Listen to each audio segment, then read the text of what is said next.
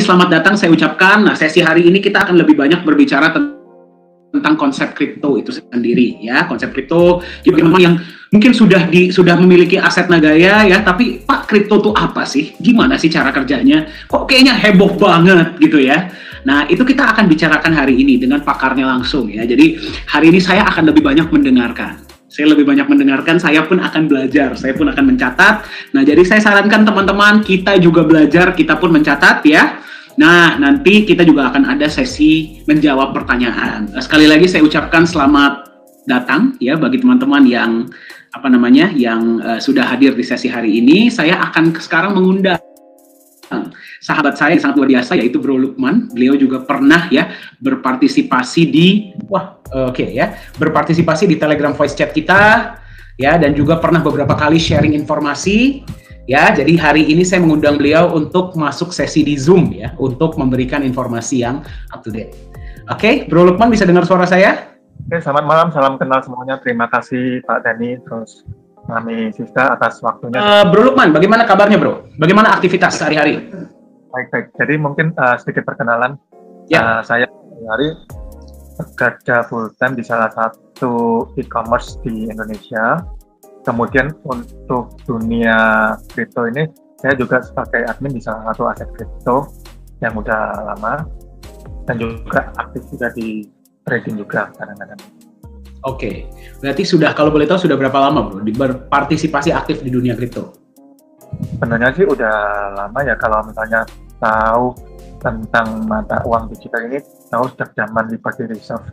Itu waktu itu kan sebelum Bitcoin keluar kan ada keluar Liberty Reserve dan sempat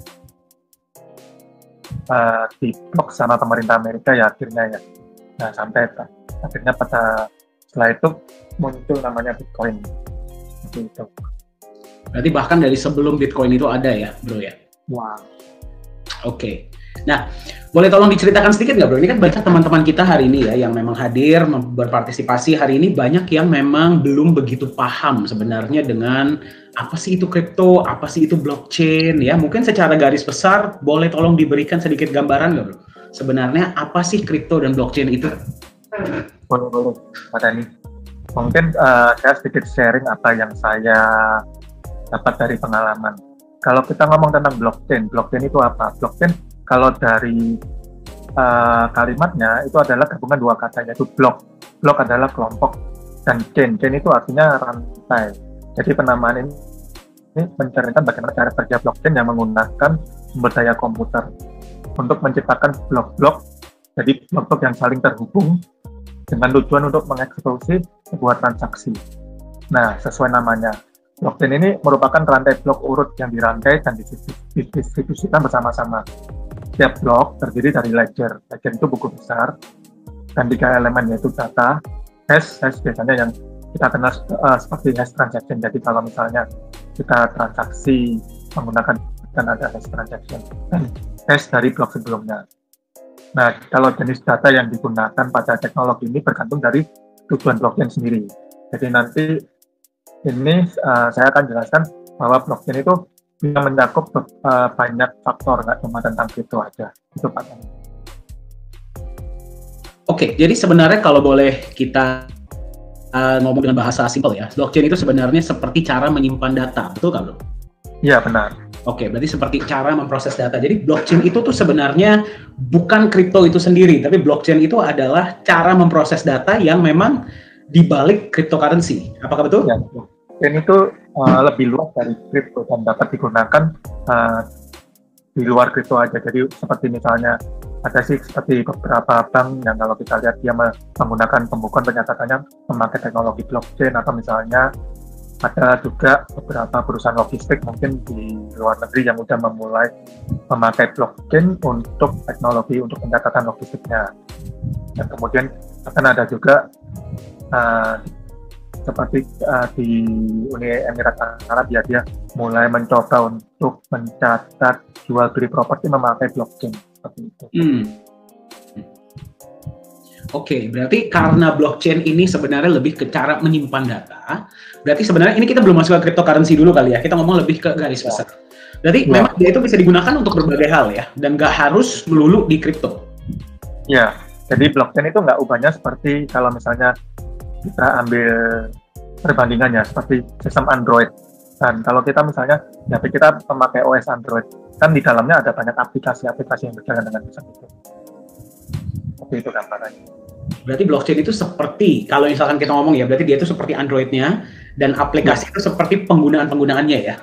Ya, dan salah satunya yang paling terkenal dan paling pertama sih cryptocurrency itu. Oke, itu yang paling populer lah ya mungkin ya? Ya, benar. Oke, nah mungkin sebelum kita masuk ke cryptocurrency bro, boleh tolong di-sharing nggak? Kenapa sih blockchain ini kok tiba-tiba jadi populer tuh kenapa? Ada apa? Apakah gara-gara mereka sangat aman kah? Atau gimana itu? Karena dari sifat blockchain-nya sendiri ya, kalau dari blockchain-nya sendiri sih sangat aman dan dia nggak bisa dihapus, kemudian dia transparan. Nanti juga saya jelaskan kok, kalau blockchain nggak bisa dihapus, terus bagaimana dengan misalnya kan ada yang dalam perkembangan kok kenapa ada kripto yang datanya gimana, nah itu saya jelaskan. Jadi kalau dari blockchain-nya sendiri sih tetap nggak bisa dihapus dan transparan, dan dia lebih cepat untuk eksekusinya itu cepat banget. Oke, berarti dia nggak bisa dihapus dan tadi apa? Dia rahasia ya, berarti nggak? Ya, rahasia, transparan tapi rahasia ya, mungkin seperti itu ya. Oke, maksudnya nggak bisa dihapus tuh bagaimana bro? Jadi data yang sudah ada, misalnya kita melakukan sebuah transaksi apapun, itu akan tercatat di hash transaksinya itu. Selama internet ada, dia tetap ada. Oh, oke. Berarti kalau misalkan ada data, misalkan kita nggak ngomong cryptocurrency dulu ya. Misalkan dia ini pencatatan untuk properti, jual beli properti. Itu data selama internet itu ada, itu akan selalu ada. Dan karena di dalam blok itu kan ada ledger ya. Ledger itu dipegang oleh memang semua orang yang berpartisipasi dalam blok itu. Iya, benar. Ya. Oke. Tapi mereka nggak bisa tahu itu siapa sama siapa, namanya siapa sama siapa, itu nggak ada yang bisa tahu ya? Ya, cuma tahu seperti hash transaction-nya ya.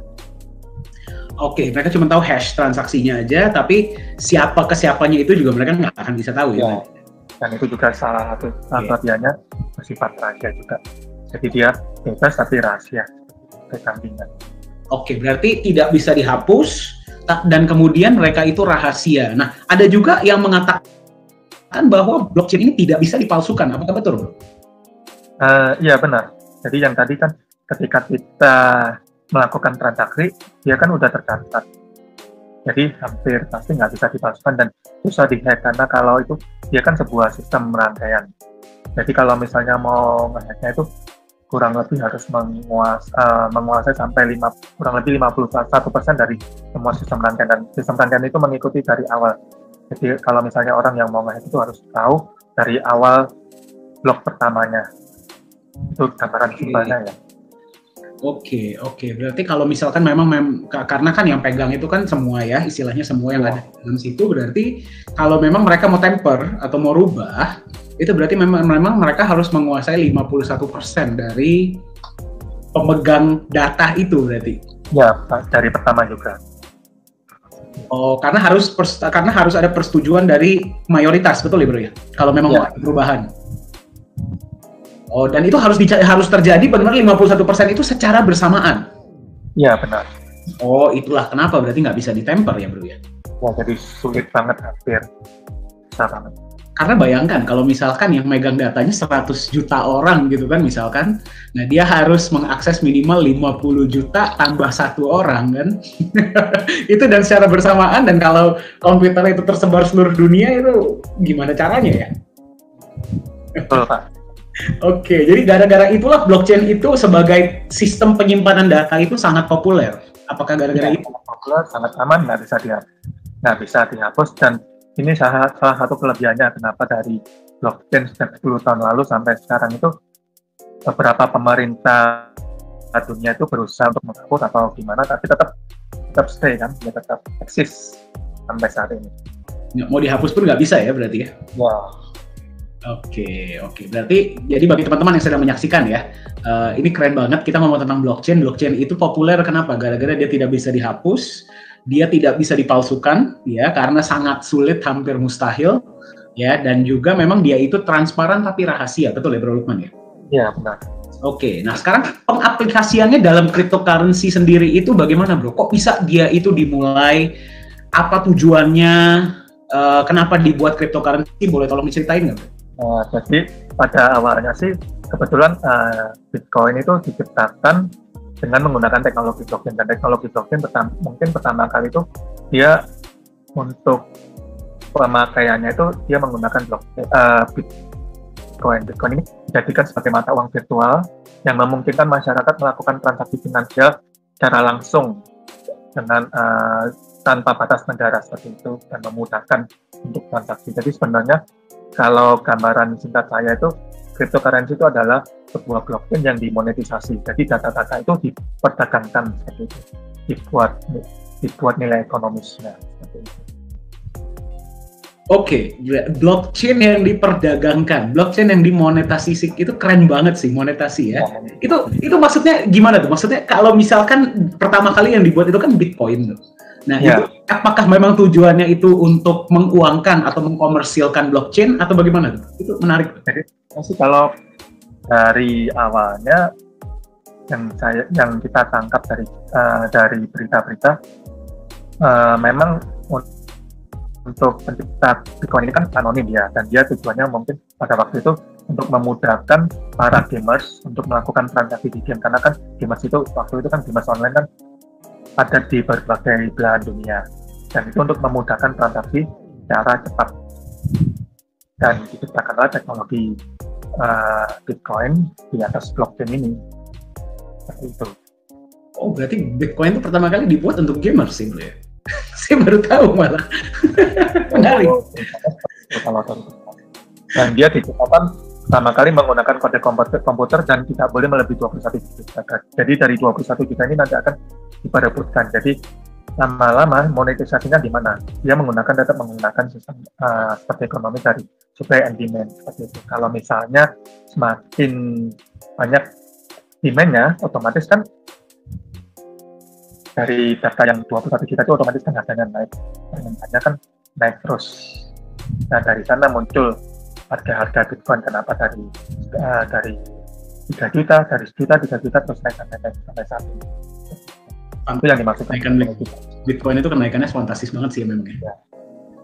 Oke, ini menarik ya teman-teman, bagi Anda yang menyaksikan ya. Bitcoin itu berarti pertama kali dibuat untuk mempermudah para gamer, ya, agar mereka bisa bertransaksi satu sama lain tanpa harus adanya pihak ketiga ya, dan bisa diperdagangkan di seluruh dunia.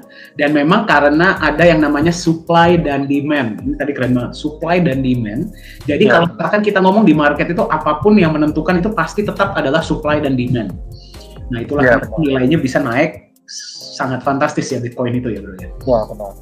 Oke. Nah, itu kan tadi Bitcoin ya. Jadi Bitcoin itu memang kalau kita baca white paper-nya pun memang ini membuat peer-to-peer electronic cash system yang berarti bisa diperdagangkan. Berarti kita sekarang kita lihat ya, penggunaannya ini nggak cuma di gaming, bro, tapi banyak hal di seluruh dunia. Berarti dia sudah berkembang ya istilahnya ya. Ya, benar. Dan kemudian penggunaannya kan meluas karena kan banyak pihak yang melihat keunggulan dan sampai sekarang dia bertahan. Bahkan beberapa, seperti saya katakan tadi, beberapa pemerintah dunia berusaha menggunakan atau melarang, dan dia tetap eksis, tetap nggak bisa dihapuskan atau bagaimana. Karena sistem tidak bisa dipalsukan dan tidak bisa dihapus tadi ya berarti ya. Nah, kemudian setelah Bitcoin kan ya ada beberapa developer muncul, kemudian cryptocurrency yang lain seperti ETH, kemudian Doge dan yang lain-lainnya. Oke, nah saya punya pertanyaan menarik nih, bro. Pertama kali kan yang muncul Bitcoin, ya kan, dan Bitcoin itu memang fenomenal. Kita lihat di tahun dia mulai benar-benar, saya pun ya sebagai orang awam, ya saya pun sebagai orang awam, saya pun mendengar Bitcoin pertama itu di tahun 2000, kalau saya nggak salah 13, ya kan. Nah pada saat itu harganya itu masih $100. Nah itu saya pas melihat, saya bilang, wah ini kok keren banget, dan mulailah muncul koin-koin lainnya. Itu gimana caranya koin lain kok bisa muncul dari Bitcoin? Misalkan yang pertama tuh kan Ethereum, terus Litecoin, itu ya. Itu gimana tuh caranya bisa dari Bitcoin kok bisa jadi koin-koin lainnya, bro? Boleh tolong di-sharing?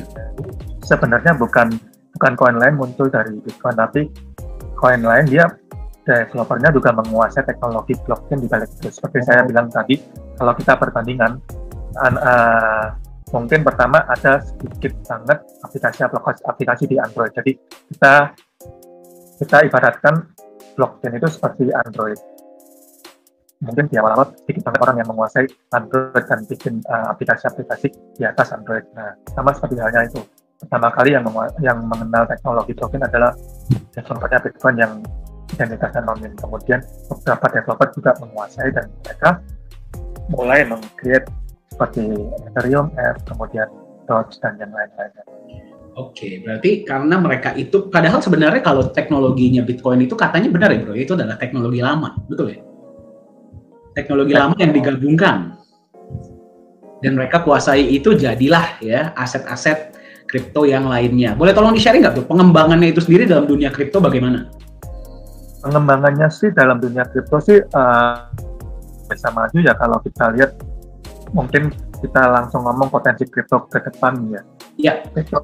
Kita lihat selalu berkembang karena kita lihat kalau dari 2-3 tahun lalu mulai muncul DeFi atau Decentralized Finance. Kemudian ada juga Smart Chain, di mana pada awalnya kalau orang mau transaksi Bitcoin dia harus menggunakan DEX itu Centralized Exchange, atau misalnya perlu exchanger yang maksudnya exchanger yang berfungsi sebagai pihak ketiga. Namun dalam perkembangannya muncul namanya DEX itu Decentralized Exchange. Jadi orang bisa langsung menukarkan koin satu dengan koin lain secara langsung. Oke, berarti ada DeFi, ada DEX. DeFi ya, itu Decentralized Finance, DEX itu Decentralized Exchange.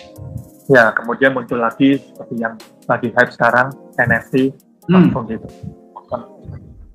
Oke, berarti memang sekarang pengembangannya itu sudah dalam banyak wujud ya?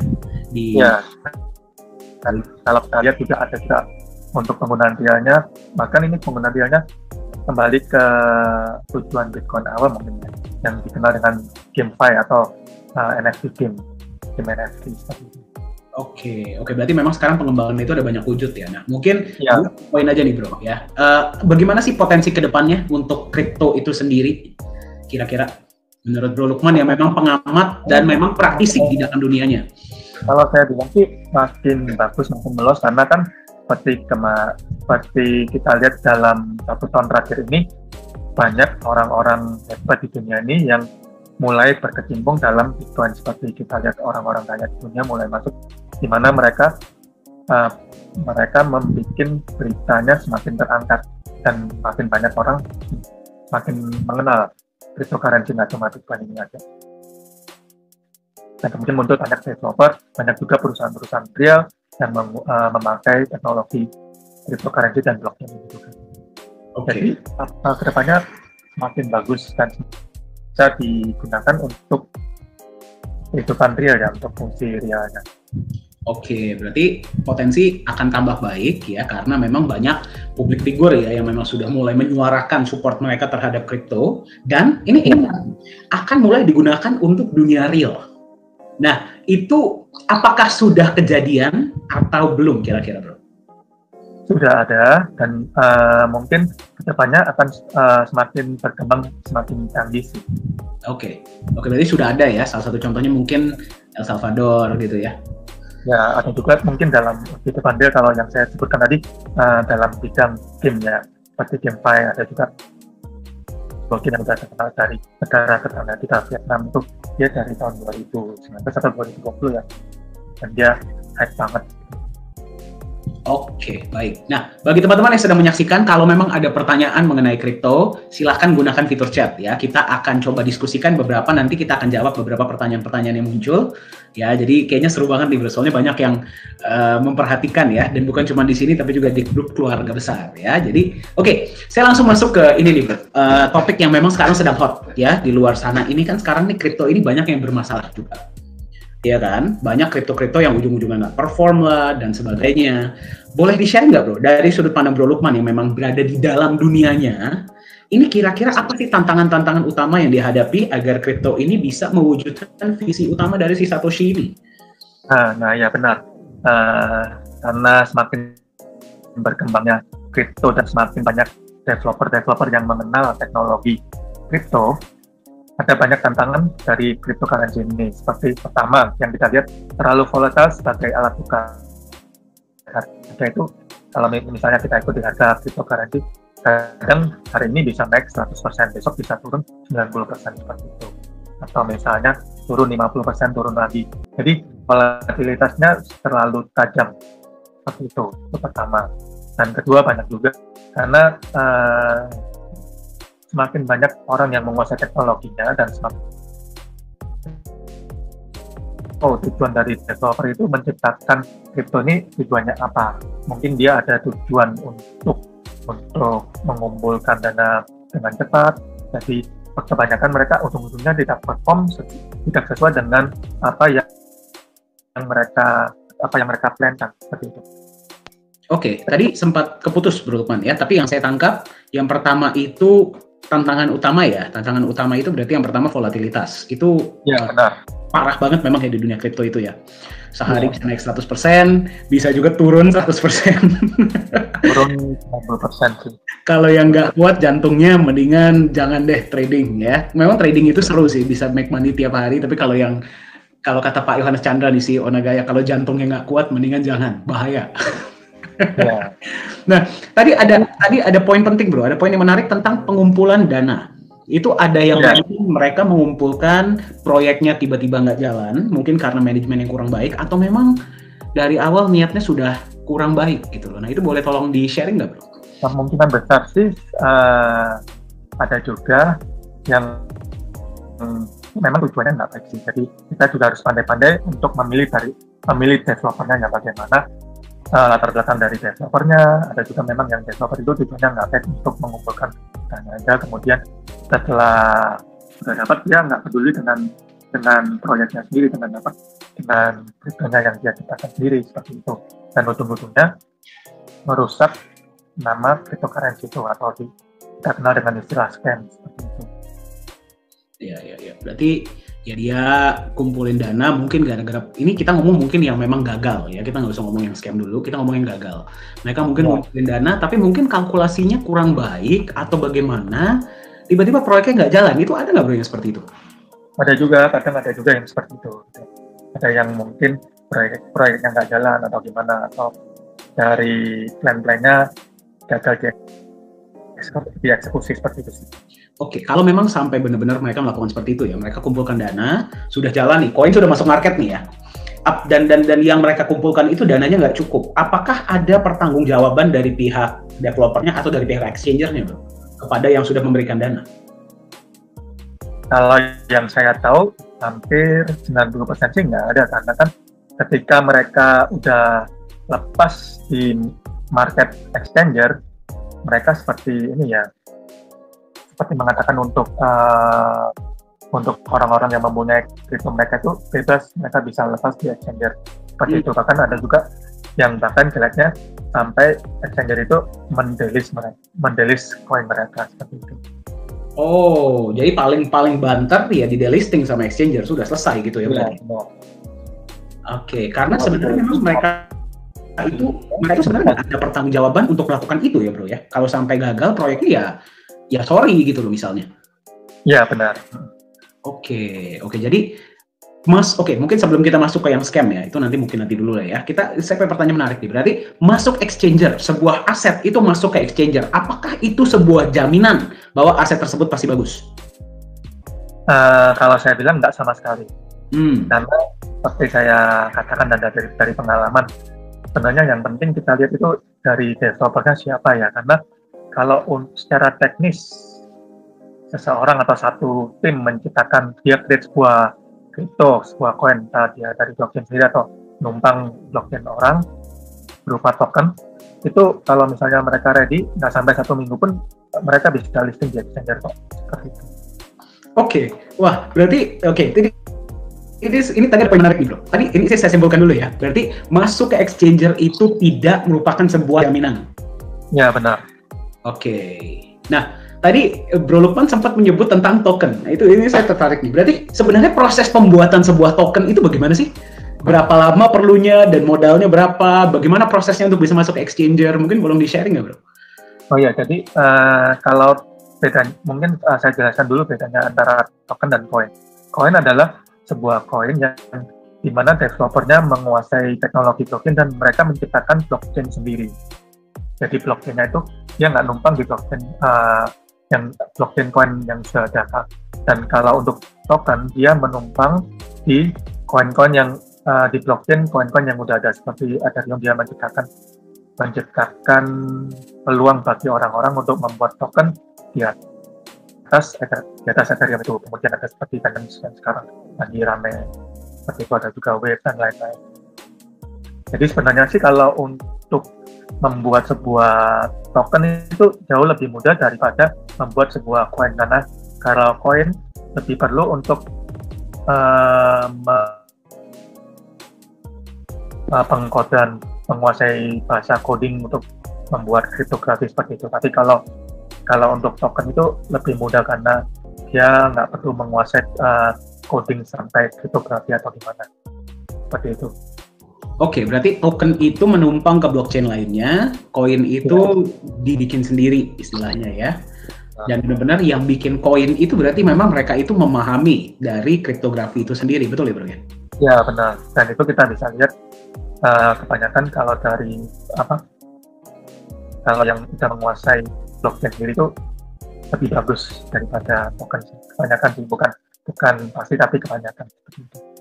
Kalau misalkan mereka menguasai, ya jadinya biasanya lebih bagus. Kenapa? Karena kan mereka custom made sendiri istilahnya semuanya ya. Ya benar. Nggak ada yang pakai template, kan istilah seperti itu ya? Ya benar. Oke. Kalau token itu berarti menggunakan blockchain dari yang lain yang sudah ada, istilahnya menumpang, menggunakan template ya? Ya benar, menumpang. Oke. Pembuatan token sendiri butuh waktu berapa lama bro? Sebenarnya sih kalau udah biasa sih nggak lama banget ya, bahkan 3 hari juga udah bisa. Bahkan kalau misalnya udah biasa nggak sampai 3 hari juga bisa. Seperti itu. Berarti bikin token itu maksimal 3 hari ya? Bahkan kurang dari itu sih kalau kurang dari itu. Satu IT banget ya. Oke, dan biayanya kurang lebih berapa bro? Kalau boleh tahu, kurang lebih? Yang saya tahu seperti dari untuk Binance Smart Chain itu di bawah $1.000, bahkan ada yang lebih murah ya. Misalnya kita menumpang di blockchain Wave atau yang lain seperti itu. Blockchain Binance aja berarti $1.000? Ya, di Binance Smart Chain. Oke, berarti misalkan ya ada satu orang nih, misalkan si A ya, dia pengen bikin koin atau token ya, nggak usah koin dulu. Dia mau bikin token, dia masuk ke Binance, dia bayar $1.000, prosesnya nggak nyampe 3 hari, jadilah sebuah token. Apakah ada keharusan dia itu perlu punya PT, perlu ada proyek, perlu ada emas, itu ada keharusan nggak bro? Nggak ada keharusan. Nah, jadi ini yang sering disalahgunakan oleh developer nakal yang nggak seperti itu. Berarti saya sebagai pribadi, saya bisa langsung masuk ke Binance, saya tinggal tulis saya pengen token ABC misalkan, bayar $1.000, habis 3 hari jadi sebuah token? Ya, bisa banget. Oke.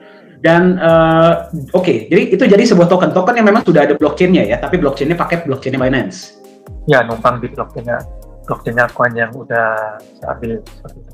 Oke, token itu udah jadi nih, ya misalkan namanya token ABC, yang bikin pribadi, nggak perlu pakai PT, ya, contohnya nggak ada PT. Gimana prosesnya? Token ini bisa masuk ke exchanger, bro, kalau boleh tahu? Sebenarnya kalau masuk ke exchanger sih gampang banget ya. Seperti yang saya bilang tadi, mungkin nggak sampai 3 hari. Kecuali kalau di exchanger-nya udah populer banget, yang exchanger yang top 3 di sebuah negara, di masing-masing negara itu mungkin agak susah. Sebenarnya sih kalau masuk exchanger sih kasarnya sih tinggal bayar bisa, atau misalnya ada juga bahkan yang nggak perlu bayar tapi dia bayar pakai token mereka sendiri gitu. Ada beberapa exchanger yang bisa saya pakai token saya sendiri masuk exchanger. Ya benar. Ya benar. Oke. Sampai semudah itu. Nah, oke. Jadi di sini mungkin kita perlu tahu bahwa masuk exchanger itu bukan sebuah jaminan atau sebuah tujuan ya. Kalau misalnya seperti saya lihat Nagaya ini benar-benar bagus.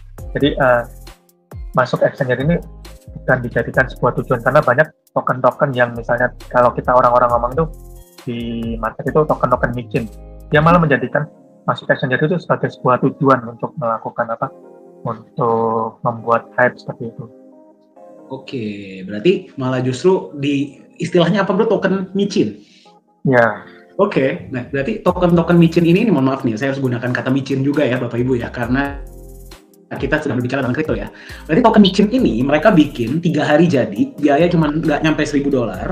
Terus kemudian proses masuk ke exchanger, saya nggak ngomong yang top-top banget ya, misalkan yang biasa-biasa gitu. Yang top-top banget pun kita bayar, kasar ngomong ya, kita bayar pakai token kita pun terkadang bisa ya berarti ya. Kalau yang top banget sih, dia agak susah karena dia ada requirement kalau yang top banget. Oke, yang top itu ada requirement-nya ya. Ya, volumenya harus berapa, seperti apa, terus harus ada masuk sebelumnya udah ada listing di berapa exchanger. Yang penting mungkin dari volume daily volume. Oke. Misalkan nggak usah masuk ke yang top banget dulu. Misalkan masuk ke yang medium dulu lah ya. Itu kan lebih mudah ya. Nah, dia masuk itu berarti itu pun bukan jamin dan itu pun nggak ada keharusan dia itu perlu punya PT apa dicek dulu koin itu nggak ada. Nggak. Wow. Kalau yang karena kan dia sistemnya kebanyakan kan sistemnya global dan kebanyakan itu mereka berada di luar juga, jadi kan nggak terlalu susah sih. Oke, berarti apa yang diregulasi mungkin nggak bisa. Berarti masuk exchanger pun itu tidak ada pengecekan, nggak ada divalidasi dulu tuh nggak ada, kecuali yang top banget. Ya, hampir nggak ada. Jadi kalau gampangannya masuk exchanger itu bukan sebuah jaminan sih kalau bagi yang udah ngerti. Karena yang seperti saya bilang tadi, ada juga beberapa developer coin Mitchin itu dia menjadikan masuk exchanger itu sebagai tujuan ya, sebagai tujuan. Ya, untuk nge-pump poinnya, nge-pump up itu. Oke, nah ini karena kita bicara tentang pump nih ya bro ya. Saya pengen nanya jujur. Nih ya. Sebenarnya volume transaksi itu bisa dipercaya sih bro? Itu sih kalau misalnya kita udah biasa dan udah lama banget ya di dunia itu volume transaksi sih hampir pasti sih nggak terlalu bisa dipercaya juga, karena ada yang namanya juga market maker itu bahkan kalau misalnya ini mungkin rahasia umum juga, market maker itu ada juga beberapa exchanger yang biasa itu malah dia menyediakan market maker seperti itu. Dia sediakan market maker, exchanger. Ya, market maker itu jadi untuk meningkatkan volume transaksi di sebuah market ya. Jadi mungkin dia buy sell karena kan untuk menghitung volume kan berapa yang buy, berapa yang sell. Jadi volume transaksinya kan berapa seperti itu. Berarti ini tolong perbaiki saya ya bro, saya agak sedikit kaget nih ya. Saya bikin token di Binance misalkan atau apapun itu, biaya nggak nyampe $1.000, nggak nyampe 3 hari, jadilah sebuah token ya. Nggak perlu saya bikin PT dulu, nggak perlu ada proyek, nggak perlu ada apapun. Saya masukkan ke dalam exchanger yang besar dulu kan belum bisa. Saya masukinlah ke exchanger biasa kan karena ngejar volume transaksi, betul ya? Volume transaksi ini pun bisa dimanipulasi. Ya, kadang bisa juga dari tim developernya sendiri juga mereka punya, atau misalnya ada juga menggunakan jasa atau gimana. Dan ada jasanya lagi untuk itu. Ya. Jadi ya ampun, oke. Berarti itu untuk menciptakan FOMO ya bro ya, atau hype lah istilahnya ya? Ya, benar, untuk menciptakan untuk FOMO-nya. Oke, nah berarti kalau misalkan dia ngejar transaksi dengan menggunakan market maker ya, di sana. Misalkan saya gunakan market maker di 3 exchanger deh, volume transaksi saya kan naik, bisa dong saya masuk ke yang paling top? Nah, bisa banget, jadi untuk naik tingkat ya untuk. Oke. Kadang seperti itu juga sih. Aduh, saya jadi sedikit prihatin ya dengarnya ya. Ya teman-teman, jadi ini kita ngomong apa adanya ya. Ini benar-benar kita melihat apa sih sebenarnya yang sedang terjadi di dunia kripto ini itu sebenarnya seperti apa. Ya, kita nggak mau menjelek-jelekan siapapun, semua orang pasti punya tujuan sendiri untuk membuat apa yang mereka lakukan ya. Tapi ini kita ngomong apa adanya. Ya, jadi kembali ya teman-teman, kalau ada pertanyaan silahkan ya. Mumpung ada Bro Lukman di sini, ini keren banget topiknya, kita banyak banget berbicara mengenai hal-hal yang menarik ya, yang mungkin kita nggak bisa dapatkan di luar ya, di materi-materi manapun. Nah, kita bicarakan semua di sesi hari ini. Ya, oke, Bro Lukman, thank you banget tadi udah sharing. Nah, berarti yang kita dapatkan adalah sebuah aset masuk di exchanger paling hebat pun, volume transaksinya setinggi apapun itu bukan sebuah patokan. Ya, benar. Nggak bisa 100% ya. Oke. Nah, sekarang kita ngomong ke yang lebih positif nih, bro. Ya, kita ngomong ke yang lebih mendunia lah ya, agar teman-teman karena di sini bisa bermanfaat. Kalau begitu, apa yang bisa kita jadikan patokan untuk menentukan bahwa aset ini boleh nih kita pegang untuk waktu yang panjang? Kalau saya lihat, sharing nggak dulu? Pertama sih dari background developernya, sama. Dan kedua, ini lebih bagus kalau misalnya dia ada jaminan.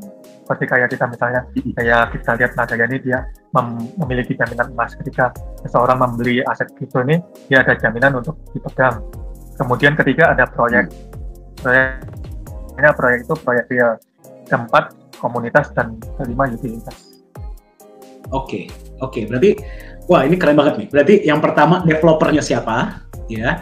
Yang kedua, dia punya pelindung nilai, ya berarti ada jaminannya. Yang ketiga dia ada proyeknya. kok kayak pernah dengar ya? Ini koin apa yang punya ya? Oke. Kemudian komunitasnya bagus dan ada utilitas. Mantap. Ya berarti kalau misalkan kita gunakan itu sebagai patokan, kita bisa bilang bahwa ini proyek yang layak kita pegang untuk jangka panjang. Ya, benar. Dan kita nggak cuma ngomongin Nagaya ya bro, ya ini kita ngomongin aset lain di luar sana pun. Berarti fundamental itu jauh lebih penting daripada dia sudah masuk exchange atau belum. Apakah betul? Iya. Jadi dari pengalaman orang-orang juga ya, kebanyakan orang-orang yang sukses dari dunia kripto tuh justru mereka yang nge-hold. Jadi mereka yang beli, bukan yang main di ombaknya kripto itu, di ombak naik turunnya itu, karena itu ombaknya kan dia liar banget. Jadi kebanyakan yang sukses justru yang dia pilih aset-aset di mana aset-aset yang benar-benar bermutu, yang developernya bagus, kemudian yang proyeknya bagus, seperti itu. Berarti ini kata-kata yang luar biasa nih, teman-teman silakan catat ya. Mereka yang benar-benar sejahtera dari aset kripto adalah mereka yang beli dan mereka hold. Ya, beli dan mereka hold, dan mereka beli aset yang memang punya fundamental yang baik. Ya, jadi bukan mereka yang mengikuti ombak. Nah, itu tuh keren banget, mengikuti ombak. Karena bro, ada nggak sih bro beberapa orang-orang kan kita lihat nih, biasanya banyak koin-koin yang ada di market, ya, yang sudah ada di market, itu kan banyak dari mereka ada yang beli tuh sebelum di pump, misalnya dia beli, nilainya naik. Tapi ada juga dong yang beli di atas karena ngikut-ngikut. Karena dia tuh, ini naik nih, gue ikutan deh, itu ada dong berarti. Nah, banyak banget, karena kan itu memang mungkin dari sifat emosi manusia ya. Biasanya kan mereka ikut-ikutan, kalau misalnya koin udah naik tinggi, mereka justru baru beli. Karena kan mereka ini lagi rame nih, lagi populer, seperti itu. Oh, jadi koinnya lagi rame, lagi populer, dia buka exchanger, dia lihat nilainya lagi naik gitu ya, dia ikut-ikutan beli, nggak tahunya sudah di atas. Ya, benar. Gimana bro?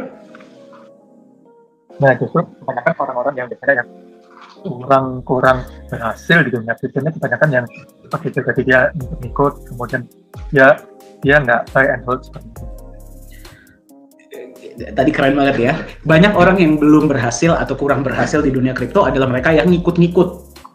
Oh, dia lihat, oh ini lagi bagus nih, gitu, atau lagi populer nih, lagi ngetrend nih, nah dia ikutan. Padahal sebenarnya yang holder sejati itu mereka udah beli duluan, betul ya bro ya?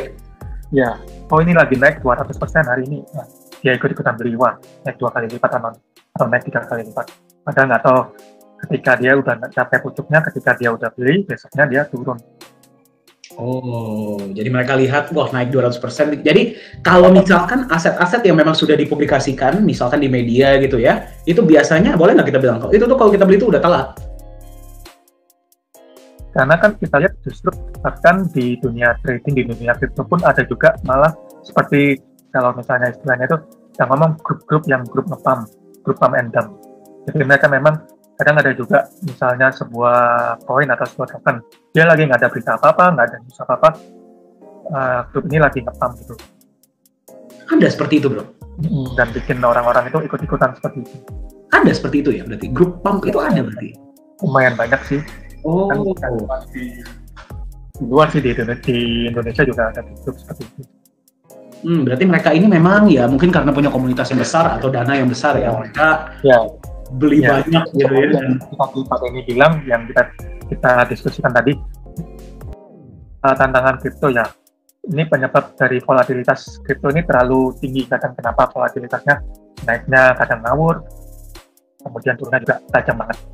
Karena kadang nggak cuma dari supply and demand, kadang ada juga yang grup penggerak harga seperti grup Pamendam itu, seperti itu. Berarti kita bisa bilang mereka itu seperti spekulator ya bro ya? Ya, atau juga ada juga market maker-nya seperti itu. Spekulator atau market maker ya, berarti mereka lah yang gara-gara mereka lah aset kripto ini jadi sangat volatile. Ya, memainkan harga. Oke. Jadi kalau mungkin boleh, soalnya saya sering lihat bro, saya penasaran. Saya sering kalau misalkan kita lihat di market tuh ada banyak koin-koin yang dia naiknya tinggi banget, terutama kalau baru masuk ya, naiknya tinggi banget, terus abis itu turun, abis itu tiarap, dia nggak bisa bangun lagi. Ya, kemudian kalau udah tiarap, ditendang dan di-delist dari exchange-nya, jadi nilai ekonomisnya nggak ada karena orang udah nggak bisa transaksi jual. Jadi seperti yang tadi, kembali lagi ke konsep blockchain atau crypto, sebenarnya sih kalau misalnya kenapa koin itu ada yang, atau token itu ada yang scam, sebenarnya sih bukan scam koinnya ada atau koinnya hilang atau hashtag-nya hilang. Hashtag-nya sih masih ada, tapi scam itu istilahnya udah nggak ada nilai ekonomisnya seperti itu, udah nggak ada harganya untuk diperjualbelikan. Oke. Berarti ada ya yang seperti itu, yang memang mereka itu koin yang memang sudah nggak ada nilainya lagi, kelihatan itu nilainya udah mau naik pun susah, udah kayak orang koma gitu ya. Tiba-tiba di delist saja oleh exchanger karena memang sudah nggak perform lagi gitu ya. Ya, tapi kalau misalnya mungkin ada teman-teman yang tanya, loh tadi katanya teknologi blockchain itu nggak bisa dihapus. Memang kalau dari teknologinya nggak bisa dihapus, datanya itu masih ada. Kalau misalnya mau ngecek di hashtag-nya, itu masih ada. Mungkin web pencatat hashtag-nya mungkin hilang, tapi kalau misalnya yang jago IT mau ngecek tetap ada, tapi tetap nggak ada gunanya karena udah nggak ada nilainya. Nanti mungkin istilahnya lebih tepat scam secara ekonominya ya, nilai ekonomisnya seperti itu. Berarti inilah yang namanya scam secara ekonomisnya. Iya. Oke, berarti memang mereka ini nggak ngambil duit siapapun, maksudnya secara langsung ya, tapi ya mereka beli sesuatu yang tiba-tiba nilainya hilang, ya sama aja bohong kan istilah gitu. Betul ya? Ya, mungkin kita tetap pegang koinnya, tapi ya nggak bisa ditransaksikan. Oke. Dan apakah aset-aset seperti itu banyak bro di exchanger? Banyak banget, kan dia udah masuk exchanger atau misalnya dia udah masuk web untuk lister seperti yang terkenal seperti CoinMarketCap, CoinGecko, itu banyak banget sih. Jadi sebuah koin mereka udah masuk exchanger atau mereka udah listing di tempat lister seperti CoinMarketCap atau CoinGecko itu nggak menjadi sebuah jaminan, karena dari pengalaman dan dari kenyataan sampai fakta sampai saat ini banyak kok yang ujung-ujungnya juga nggak ada harganya gitu, atau scam secara ekonomis. Oke, berarti, nah ini menarik nih ya, karena tadi ada pertanyaan juga bro dari teman-teman kita nih, pertanyaan sudah mulai banyak yang masuk. Jadi teman-teman silahkan ya, kalau ada yang mau ditanyakan silahkan gunakan fitur chat, kita diskusi ya, mungkin sekitar beberapa pertanyaan. Nah tadi ada yang bertanya, Pak Lukman, saya mau bertanya dong, banyak teman-teman saya yang bilang, kalau aset sudah masuk di coinmarketcap.com, itu berarti sudah pasti koin itu bagus. Apakah benar Pak? Nah, kalau yang saya bilang tadi, itu sih nggak selalu benar, karena kalau misalnya kita tinggal googling aja ya, misalnya CoinMarketCap terus pasti inaktif, itu akan banyak keluar konten yang udah listing di CoinMarketCap dan mereka inaktif dalam artian mereka udah nggak ada tempat untuk listing di exchanger, kemudian bahkan mereka udah nggak bisa di track API-nya seperti itu sih. Oke, berarti ada juga ya bro, kalau kita masuk ke CMC itu ada list aset-aset yang memang inaktif istilahnya. Ya, banyak banget sih. Jadi nggak sebuah ini. Oke, nah berarti mungkin boleh tolong di-sharing nggak bro, sebenarnya apa sih kriteria untuk masuk CoinMarketCap sendiri itu? Kalau kriteria untuk masuk CoinMarketCap sih sebenarnya sih tergantung juga ya. Kalau kebanyakan dari CoinMarketCap mereka punya requirement seperti ada webnya, kemudian ada kejelasan supply koinnya berapa atau tokennya berapa, kemudian dari developernya berapa, kemudian ada juga dia udah listing di beberapa exchanger seperti itu. Oke, berarti berarti ada webnya, oke, ada supply-nya jelas, Kemudian apa namanya dia udah listing di beberapa exchanger gitu ya, berarti yang diminta ya. Kembali, apakah ada keharusan dia itu harus punya badan hukum? Enggak ada keharusan. Berarti mereka nggak perlu ada yang meregulasi, siapapun boleh bikin token, siapapun bisa masuk exchanger, siapapun bisa masuk CoinMarketCap. Iya benar, nggak ada keharusan. Karena kan terbukti ada yang Bapak mungkin Pak Dani bisa Google CoinMarketCap kemudian spasi inaktif. CoinMarketCap spasi inaktif ya, itu teman-teman boleh coba googling ya. CoinMarketCap spasi inaktif itu ada nanti listnya ya? Iya, bukan listnya sih, ada beritanya juga. Jadi banyak banget sih kalau misalnya kita udah ngikuti dari agak lama. Jadi bukan sebuah jaminan kalau misalnya koin udah listing di CoinMarketCap atau CoinGecko, CoinLister atau yang lain seperti itu. Nah, mungkin begini Bro Lukman, kan banyak banget ya teman-teman kita itu yang punya kepercayaan, ya, dan kita nggak bisa nyalain mereka, karena memang itulah yang mereka pelajari dan dapatkan. Nah, sebenarnya mitos bahwa CoinMarketCap dan exchanger itu sebuah jaminan tuh datangnya dari mana sih Bro? Dan kenapa itu sangat populer gitu? Kalau saya bilang sih itu mungkin dari kebiasaan umum ya. Kebiasaan, jadi mungkin dari sana kemudian populer karena kebanyakan dari orang trader dia ngeceknya dari sana.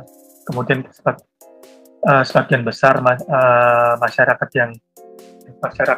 di dunia kripto ini dia melakukan ceknya dari sana. Kemudian untuk transaksinya jual belinya kan kebanyakan kan tujuan mereka kan ujung-ujungnya mencari profit. Jadi mereka membeli koin itu cuma ujung-ujungnya mencari profit atau mencari mencari FOMO-nya seperti itu. Jadi mereka ngecek, mereka mau masuk di mana, baru mau masuk di exchanger ini, kemudian mereka beli di sini di sana. Seperti itu sih umumnya. Oh, berarti lebih ke common practice kali ya, karena memang itu banyak dilakukan, ya semua orang ngikutin. Oke, keren ya. Jadi teman-teman, tadi mungkin yang kita dapatkan, exchanger dan CoinMarketCap itu bukan sebuah patokan.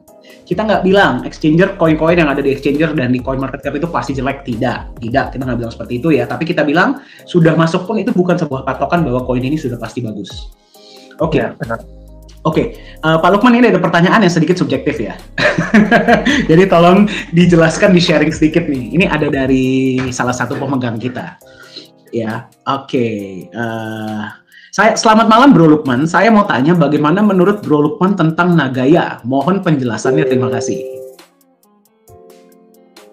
Kalau saya lihat dari Nagaya, pertama saya lihat developernya, saya udah kenal lama dan mungkin kita lihat mereka menguasai untuk teknologinya sendiri, mereka menguasai karena mereka create blockchain-nya sendiri, kemudian dari semuanya lah, dari sistemnya mereka juga oke. Kemudian kita juga ini kembali juga dari developernya, dari developer Nagaya mereka membuat koin ini bukan untuk asal-asalan atau tujuannya bukan untuk tujuan singkat atau gimana ya. Mereka bahkan mau mencari legalitas yang bagus di Singapura seperti itu. Itu dari sana yang saya lihat. Kemudian di penjelasan teman-teman itu saya lihat juga dari penjelasan Pak Tony, kita lihat kalau Nagaya ini juga memberikan nilai pelindung berupa emas, dan emas ini ada beneran bisa ditukar fisiknya sesuai dengan SK. Jadi itu yang saya lihat benar-benar dari mana Nagaya ini benar-benar bagus. Bahkan satu poin lagi saya yang merasa bagus dari Nagaya ini, dia nggak menjadikan masuk exchanger dan masuk CoinMarketCap sebagai tujuan. Jadi nggak ngikut-ngikut seperti koin-koin lain. Jadi dia nggak mau tujuannya buru-buru masuk exchanger atau masuk CoinMarketCap atau apa. Dia tujuannya sama seperti yang lain. Seperti itu sih. Karena memang nggak ada keharusan masuk CoinMarketCap itu berapa lama, masuk exchanger itu berapa lama setelah koin itu berdiri. Oke, berarti tidak ada keharusan bahwa sebuah koin yang sudah dibuat berapa lama itu harus langsung masuk CMC atau harus langsung masuk, itu nggak ada keharusan, nggak ada peraturannya ya? Ya benar. Oke, dan apa namanya tadi saya rangkum dikit ya. Berarti yang pertama, Bro Lukman ini kenal langsung dengan developernya ya. Nah, saya pun pernah berjumpa dengan beliau, pernah bertemu dengan Bu Siska, dengan Pak Yohanes Chandra ya. Jadi kenal langsung dengan developernya. Dan tahulah integritas beliau seperti apa. Ya. Terus yang kedua legalitasnya ya Bro Lukman ya di Singapura. Nah, ini sebuah pertanyaan yang saya pengen tahu nih. Ya. Nagaya ini kan legalitas di Singapura. Ya. Apakah ada keharusan bahwa sebuah sebuah aset kripto itu harus memiliki legalitas di negara seperti seketat Singapura? Sebenarnya sih yang tadi kita bahas sebenarnya sih nggak ada keharusan. Nggak ada keharusan. Nah, ini menjadi sebuah nilai tambah plus di mana kita lihat developer Nagaya benar-benar sampai dia benar-benar serius mau membuat Nagaya dengan legalitas yang bersifat internasional seperti itu, yang diakui internasional. Karena kita lihat Singapura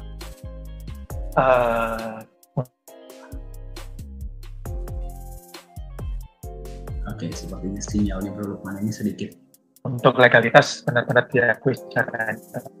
Oke, sinyalnya Bro Lukman tadi sempat terputus ya, tapi sekarang bisa dengar saya? Oke, sepertinya terputus lagi. Teman-teman bisa dengar saya ya? Tetap bisa dengar saya ya? Jelas ya? Oke, baik ya. Mungkin sinyal beliau terputus sebentar ya. Jadi, oke, Bro Lukman bisa dengar suara saya? Benar-benar. Mungkin saya ulangi tadi ya. Oke, silakan. Saya ulangi lagi. Jadi, Nagaya ini benar-benar sampai benar-benar serius dan dia mencari legalitas yang benar-benar bagus, yaitu di Singapura. Karena kita lihat legalitas Singapura itu diakui internasional seperti itu. Jadi developer Nagaya benar-benar serius mencari sebuah negara di mana legalitasnya diakui secara internasional. Oke, legalitas Singapura ini kita tahu ya diakui secara global. Ya, benar. Nggak sembarangan ya istilahnya bisa dapat legalitas Singapura. Oke, Bro Lukman, ada pertanyaan selanjutnya nih dari teman kita ya. Oke, nah Pak Lukman, saya pengen bertanya, apa cara kita bisa membedakan antara koin dan token di market dan sebaik apa kalau misalkan itu sistemnya adalah koin dibandingkan dengan sistemnya token? Boleh tolong dijelaskan tidak Pak? Terima kasih banyak. Sebenarnya sih kalau misalnya kita lihat di web developer itu ada penjelasan sendiri sih kalau dia misalnya koin atau token seperti itu. Dan ada juga yang awalnya dari token, kemudian dia developer dia mendeveloper koinnya sendiri, itu istilahnya mainnet seperti itu. Jadi sebenarnya sih gampang banget, kita bisa lihat dari penjelasan di web developer masing-masing koin atau token itu kalau dia nih blockchain sendiri atau masih token seperti itu. Oke, berarti bisa langsung lihat di webnya ya, Pak Lukman ya? Ya, biasanya sih ada penjelasan, atau kalau enggak dari Explorer-nya itu juga bisa dilihat kalau dia Explorer-nya numpang di Ethereum atau di mana seperti itu. Oke, berarti Explorer pun bisa dijadikan patokan ya, Bro ya? Ya, jadi Explorer itu seperti AS tracker-nya ya. Oke, ya jadi bagi teman-teman, soalnya sekarang ada beberapa yang sering tanya tuh, Pak, Nagaya smart contract-nya mana? Saya suka bilang, Nagaya ini bukan smart contract. Ya, ya, diceknya di Block Explorer. Nah, jadi Block Explorer itu bisa digunakan sebagai cara untuk melihat ya, koin ini benar koin atau token. Bisa dibedakan berarti ya? Iya. Oke, ya jadi semoga menjawab ya bagi teman-teman yang tadi bertanya. Cara membedakannya bagaimana? Nah, itulah ya, gunakanlah Block Explorer atau baca di dalam white paper-nya atau di website-nya. Di situ itu bisa dilihat. Oke, baik, thank you. Nah, ini ada pertanyaan selanjutnya nih, Bro. Oke, sebentar. Oke, nah, oke. Untuk Pak Lukman, sekarang kan banyak nih robot trading. Biasanya robot trading itu seperti diarahkan pada beberapa jenis aset kripto. Ada nggak kira-kira permainan di situ bahwa developer bot yang melakukan trading justru sudah membeli aset-aset tersebut dan yang akan ditrading oleh bot yang sudah diatur settingan bot tersebut pada jenis aset tertentu. Jadi istilahnya, kalau misalkan kan banyak nih sekarang ya robot-robot trading, apakah ada kemungkinan bahwa itu juga sebuah permainan? Kalau ini mungkin umum ya, karena robot trading itu karena robot trading itu juga banyak sih, tergantung dari ini ya, kalau saya bilang tergantung dari berapa ramainya robot trading itu. Kalau misalnya robotnya udah ramai, mungkin agak susah ya developer untuk memainkan. Tapi kalau misalnya, karena kan biasanya dia di pack dengan exchangernya, dan umumnya sih biasanya sih kalau untuk developer coin dia nggak usah terlalu repot-repot sampai ke robot tradingnya, bisa ke exchange langsung, misalnya bikin market maker atau gimana. Seperti saya bilang tadi sih, dari pengalaman. Oke, jadi ya sebenarnya itu lebih tergantung gitu ya, lebih tergantung dari robotnya itu sendiri, dari asetnya itu sendiri, dan sebagainya. Ya. Nah, ada pertanyaan selanjutnya nih bro, ini menarik. Pak Lukman, saya ingin bertanya, saya baru-baru ini ditawarkan sebuah aset kripto yang memberikan saya 2% per hari. Ya, apakah itu sebuah red flag ya bahwa aset kripto ini bisa berjalan di jangka panjang, Pak? Terima kasih banyak. Jadi mungkin kita lebih berbicara ke aset-aset yang banyak tuh kan bro ya, yang ngasih 2% per hari, 3% per hari. Itu gimana sih mekanismenya? Bisa sampai begitu? Soalnya kita akui lah, nggak mungkin ada bisnis yang bisa ngasih 3% per hari. Ya benar sih, sebenarnya sih yang seperti saya pernah bilang di sesi sebelumnya sih, sebenarnya sih kalau misalnya sebuah aset kripto beri jaminan fix berapa persen per hari itu ujung-ujungnya sih kebanyakan sih mereka nggak akan kuat untuk bertahan lama, karena yang mereka berikan sih biasanya koin atau token-token yang mereka ciptakan sendiri seperti itu. Jadi mereka misalnya Oke, ini menarik. Berarti mereka memberikan juga koin atau token mereka sendiri yang mereka buat dan mereka jadikan itu sebagai persentase. Ya, jadi misalnya dari awal mereka create token, misalnya mereka create 10 juta token, kemudian dari developernya mereka beri alokasi untuk developer berapa, untuk apa berapa, untuk kemudian untuk biaya marketing berapa. Biasanya yang mereka berikan sebagai hasil itu dari alokasi marketing seperti itu. Oke. Berarti saya bisa, nah, apakah kalau misalkan kita bikin token, itu ada maksimal supply, saya cuma boleh bikin sekian, atau mungkin kalau saya mau bikin lebih mahal, harga lebih tinggi, misalkan supply saya mau bikin 1 triliun, itu harganya lebih mahal, atau sama harganya semuanya? Bro, kalau boleh tahu. Biasanya kalau supply-nya makin banyak, dia harganya semakin kecil, dan itu kan yang biasa dipakai di koin-koin mungkin kan yang kita lihat 0,0001 sekian. Seperti itu. Justru lebih banyak supply-nya, lebih murah harganya? Iya, benar.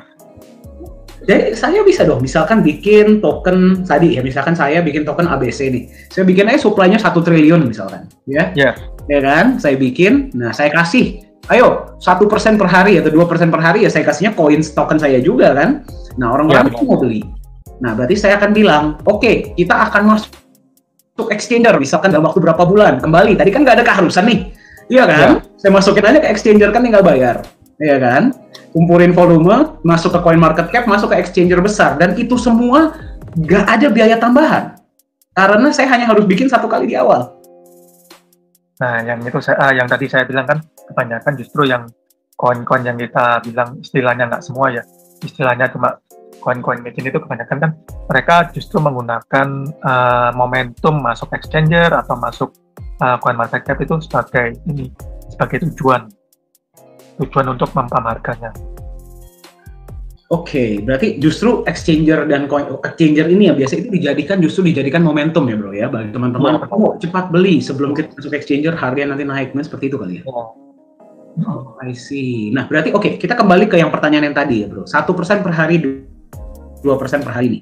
Nah berarti kalau saya mau uangkan 1%, 2% per hari itu, saya mesti jual koinnya ke market dong? Sorry, putus-putus Pak. Oke, suara saya kedengeran? Ya, kedengeran. Oke, nah kita kembali ke 1%, 2% yang tadi bro. Kalau misalkan saya mau uangkan 1%, 2% per hari itu, saya harus jual koinnya ke market dong berarti? Ya, benar. Kalau misalkan nilai koinnya drop bagaimana? Ya, itu kalau kita bilang itu sih kembali ke resiko yang kita dapatkan.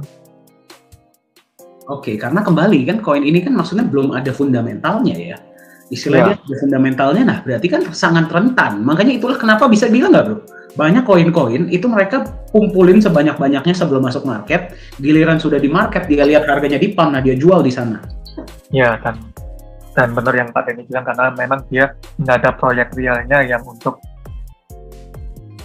menghasilkan dari yang dapat menghasilkan sampai 1-2% per hari seperti itu. Proyek real dari developernya apa seperti itu. Dan terkadang mereka nggak kasih lihat ya bro ya. Ya, dan hampir mustahil kan kalau yang kita tahu bisa dapat sampai proyek real bisa dapat sampai 1-2% per hari seperti itu.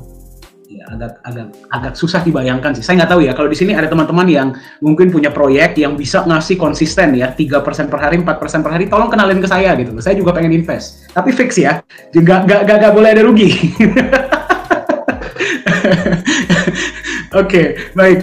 Jadi tadi ya bagi teman-teman yang bertanya, nah itu berarti yang diberikan itu adalah koinnya, yang notabene kita bisa buat berapapun supply-nya.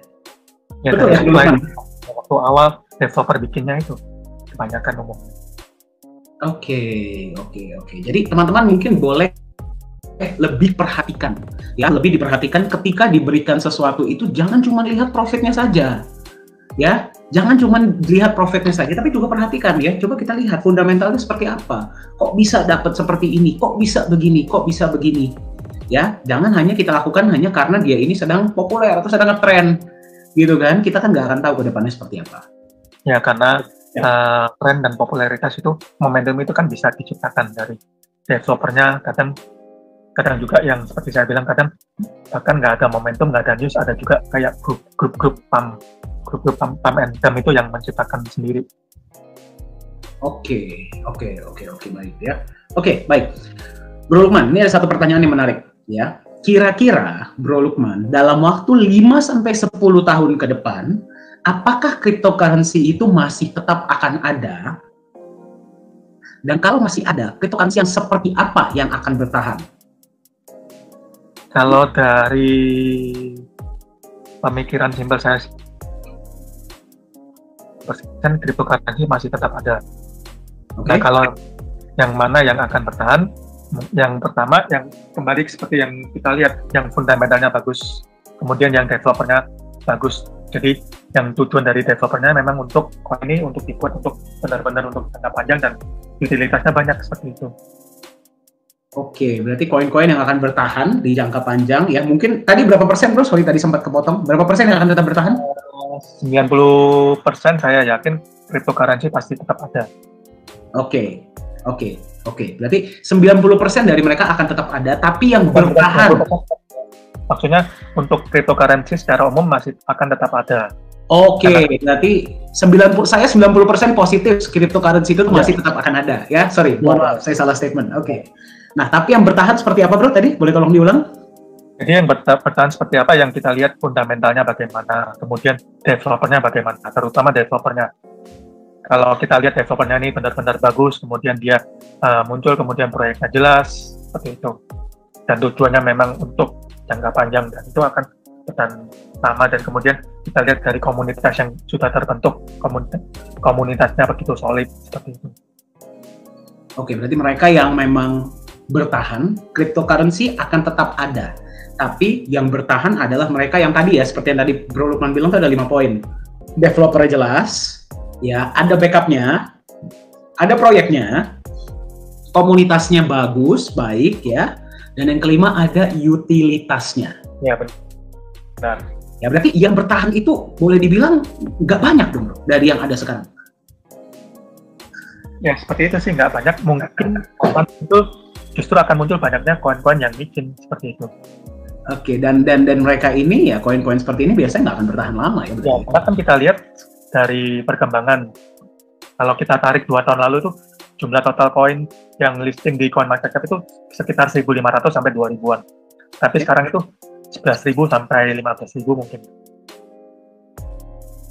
Karena tambah banyak, saking banyaknya dan saking mudahnya mungkin ya? Dan itu nggak termasuk yang inaktif ya.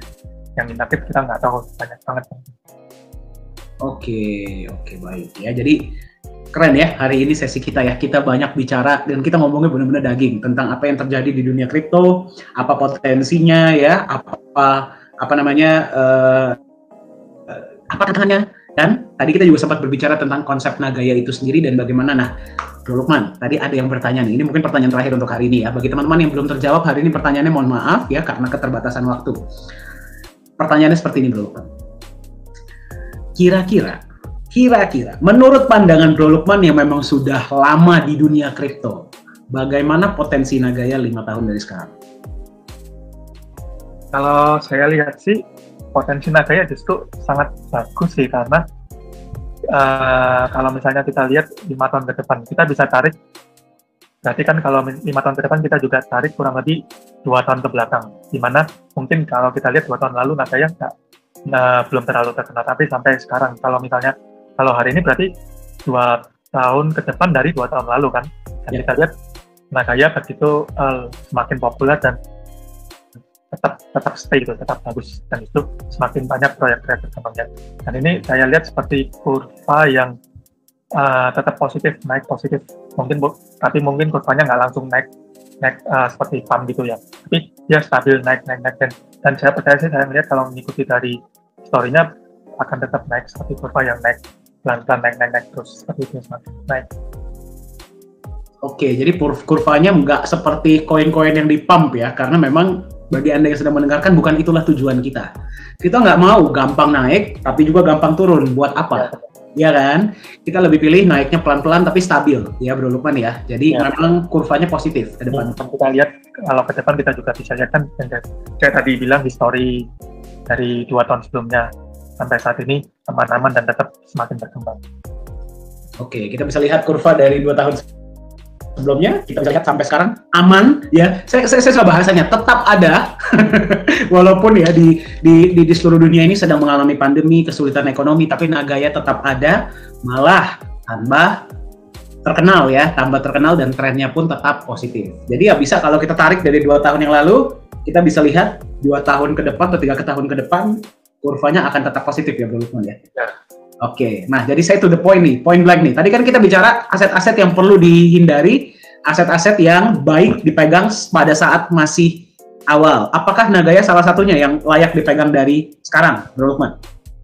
Kalau untuk saat ini masih layak banget sih, karena kan kita lihat masih banyak proyek-proyek ke depan, dan seperti saya pelajari masih 1 proyek saat ini, dan kedepannya masih semakin banyak, dan kita lihat dari developernya tetap serius dan tetap mengembangkan Nagaya menjadi aset yang lebih bagus ke depannya.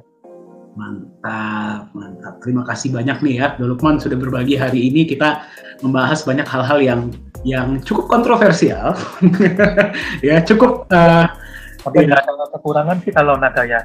Kalau masalah kok belum masuk exchanger atau kok belum masuk CoinMarketCap atau CoinGecko, kan yang tadi saya bilang kan itu nggak ada keharusan, dan justru malah bagi saya ini malah bagus, karena memang Nagaya justru melihat dan nggak mau menjadikan exchanger atau listing di CoinMarketCap itu sebagai tujuan, atau misalnya tujuan pentingnya, poin pentingnya gitu, seperti yang lain kayak gitu. Oke, wah itu menarik banget ya. Jadi kalau bagi teman-teman, nah ini saya ulang kata-kata beliau ya, bagi teman-teman yang bertanya, kok Nagaya belum masuk market, kok belum masuk CoinGecko, belum masuk CoinMarketCap, belum masuk Coinster ya, justru di Nagaya hal itu tidak dijadikan tujuan, tidak dijadikan patokan, itu sebagai sebuah benefit tambahan ya, nanti itu akan terjadi, tapi yang kita tekankan adalah fundamentalnya. Ya benar. Nah, Bro Lukman kan waktu itu kan kita sempat bertemu dengan Pak Yohanes Chandra ya, pas waktu itu ada juga. Bagaimana pengalamannya Bro? Menurut Bro Lukman bagaimana beliau sebagai seorang individu? Dia bagus banget dan dia menguasai teknologi blockchain-nya. Jadi yang kita lihat kadang ada developer yang dia sendiri nggak menguasai teknologi blockchain-nya. Cuma kalau kita lihat dari Pak Yohanes, dia ini menguasai banget untuk kriptografinya. Oke, beliau sangat menguasai teknologinya ya. Buat benefit tambahan juga, nggak perlu terlalu khawatir. Oke, baik. Tapi sesi kita hari ini tidak ada yang dipersiapkan ya Bro ya, semuanya spontan ya? Ya, banyak. Oke, baik. Oke, baik ya. Bapak Ibu sekalian, bagi Anda yang sedang menyaksikan, terima kasih. Ya, nah sekarang saya ingin rangkum dulu nih sesi hari ini, keren banget bersama Bro Lukman. Kita berbicara tentang banyak hal. Nah, saya ingin rangkum ya tadi yang kita bicarakan. Yang pertama, beberapa tantangan-tantangan utama di dalam dunia kripto adalah volatilitas karena sangat banyaknya spekulator, ya. Kemudian banyak koin-koin yang tidak perform, ya. Tidak perform itu gara-gara miskalkulasi. Mungkin mereka inginnya punya sekian, tapi karena perhitungannya nggak akurat, tidak terkumpul dananya, dan seperti yang tadi diceritakan, koinnya bisa di-delisting dari market. Kembali, tidak ada pertanggungjawaban dari exchanger atau dari developer ketika sudah masuk di market. Ya, dan yang ketiga adalah memang mereka yang punya niat kurang baik. Ya, memang ingin menghilang, ya seperti itu. Nah, kemudian exchanger dan CoinMarketCap bukan sebuah patokan, seperti yang tadi kita ceritakan ya, karena saking mudahnya siapapun, Anda pun bisa bikin token, bisa masukkan di exchanger, bisa dimasukkan di CoinMarketCap, ya. Tidak ada sebuah keharusan Anda harus punya badan hukum atau apapun ya. Yang Anda harus jadikan patokan adalah 5 hal. Ya, boleh dicatat. Developernya seperti apa, menguasai atau tidak, apakah ada pelindung nilai atau jaminan, ya. Kemudian apakah ada proyek real, Yang keempat, komunitasnya seperti apa dan utilitasnya seperti apa. Ya, dan ini yang paling keren dari beliau ya. Mereka yang sejahtera dari dunia kripto adalah mereka yang membeli dan memegang, buy and hold. Bukan mereka yang mengikuti ombak. Nah, sekarang pertanyaan saya untuk Anda adalah, Anda mau jadi mereka yang mengikuti ombak atau Anda mau jadi holder karena Anda sudah pegang Nagaya di awal? Dan sampai kapan Anda mau pegang Nagaya Anda? Sampai harga berapa Nagaya? Siapa yang ingin Anda sejahterakan? Silahkan Anda tentukan sendiri. Oke, Bro Lukman, terima kasih banyak nih ya sudah berbagi. Keren banget ilmunya ya, sangat praktis, sangat bisa diaplikasikan. Mudah-mudahan nanti kita bisa sharing-sharing lagi ya Bro ya. Keren banget. Oke, baik.